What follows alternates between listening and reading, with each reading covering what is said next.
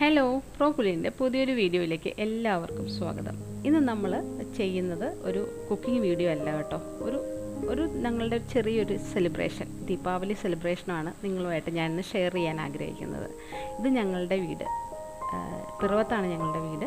ഇത് എൻ്റെ എനിക്ക് രണ്ട് മക്കളാണ് കേട്ടോ ഉള്ളത്. നമ്മൾ എല്ലാ വർഷവും ദീപാവലി, ഞങ്ങൾ കുറേ വർഷങ്ങളായിട്ട് ഡൽഹിയിലായിരുന്നു, 2-3 വർഷമായുള്ളൂ നാട്ടിലോട്ട് വന്നിട്ട്. അപ്പോൾ നാട്ടിലേക്ക് വന്നതിന് ശേഷം ദീപാവലി ചെറുതായിട്ടൊക്കെ ചുരുങ്ങിയിട്ടുണ്ട്. കാരണം അവിടെ ദീപാവലി സെലിബ്രേറ്റ് ചെയ്യുന്ന മാതിരിയൊന്നും ഒരിക്കലും ഇവിടെ സെലിബ്രേറ്റ് ചെയ്യുന്നേ ഇല്ല. അപ്പോൾ അതുകൊണ്ട് ഇവിടെ ഞങ്ങളുടെ ചെറിയ രീതിയിൽ ഞങ്ങളിവിടെ സെലിബ്രേറ്റ് ചെയ്യാറുണ്ട് എല്ലാ വർഷവും. അപ്പോൾ അതിൻ്റെ ചെറിയ ഭാഗങ്ങളാണ് ഞാനിന്നിവിടെ നിങ്ങളെ കാണിച്ചു തരുന്നത്. ഇത് എൻ്റെ ഭർത്താവ് ലാൽ. എൻ്റെ വീഡിയോസിലൊക്കെ ഇടയ്ക്ക് ഇദ്ദേഹത്തിൻ്റെ മുഖം നിങ്ങൾ കണ്ടിട്ടുണ്ട്. ചിന്മയിലാണ് വർക്ക് ചെയ്യുന്നത്. സ്മൈൽ. ഞങ്ങൾക്ക് 2 മക്കളാണുള്ളത്. ഒന്ന് മൂത്തയാൾ മീനാക്ഷി, അതുപോലെ തന്നെ മാധവൻ, ഇദ്ദേഹമാണ് ഇളയാൾ. 2 മക്കളാണ് ഞങ്ങൾക്കുള്ളത്. അതാണ് എൻ്റെ കുടുംബം. പിന്നെ ഞാൻ പറഞ്ഞല്ലോ ലാൽ വർക്ക് ചെയ്യുന്നത് ചിന്മയിലാണെന്ന്. ചിന്മയിൽ ആദിശങ്കരൻ്റെ ഒരു ഇല്ലമാണ്, ഇല്ലത്തോട് ചേർന്നാണ് ചിന്മയുടെ യൂണിവേഴ്സിറ്റി ഉള്ളത്. അവിടെയായിരുന്നു 2 വർഷമായിട്ട് ഞങ്ങളുടെ സെലിബ്രേഷൻ എപ്പോഴും ഞങ്ങളവിടെ വൈകുന്നേരം ആകുമ്പോൾ നല്ല രീതിയിലുള്ള പൂജയും കാര്യങ്ങളൊക്കെ അവിടെയുണ്ട്. അപ്പോൾ ആ ഒരു ദീപാവലിയുടെ സെലിബ്രേഷൻ ഞങ്ങൾ തീർക്കുന്നത് ഇവിടെ ഇരുന്നിട്ടാണ്. വളരെ ഭംഗിയായിട്ട് പൂജ ചെയ്യുന്നത് ശാരദാനന്ദജിയാണ് കേട്ടോ. വളരെ ഭംഗിയായിട്ട് പൂജ ചെയ്യുന്ന ഒരു ആചാര്യൻ. കുറേ പരിപാടികളൊക്കെ ആയിട്ടുള്ള ഒരു ചെറിയൊരു പ്രോഗ്രാം.